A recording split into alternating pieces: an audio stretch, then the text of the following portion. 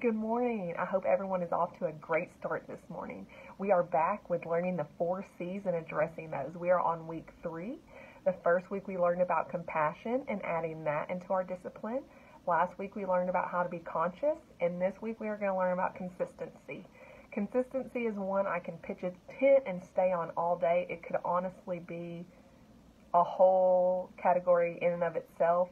I do feel it is one of the most, if not most important C that we have. However, a combination of them do make for great disciplining, but consistency is huge. So what I mean by consistency is you wouldn't believe as a therapist how many times I tell parents to implement things and they come back a week later and say something like, it's just not working, things may be getting worse, or we tried something new. We live in an age where we adapt new parenting styles constantly. We read new books, we hear new blogs, we listen to new speakers, we hear all these things, and then we jump ship from what we're currently doing and jump onto this new train. At it, it doesn't work. We jump ship and we jump back over here. The issue with that is you are never allowing your child to adjust to any sort of behavior or consistent discipline strategy in your home. Therefore, your inconsistency in a behavior plan is actually encouraging inconsistent responses from them. If 1 month you care about them running in the house and you're really big on saying, do not run in the house, do not run in the house, do not run in the house, but then you check out and don't care about them running in the house, but then you jump back in 3 months later and you're like, I said no running in the house. Don't you guys know that that's a rule? You cannot go back and forth. A good tip to have is writing down non-negotiables.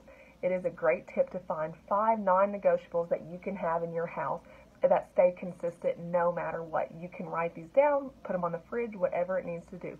Whether that's no hitting, no running, no whatever. This at least gives you some routine and structure, and kids know that no matter what, there is 5 non-negotiables.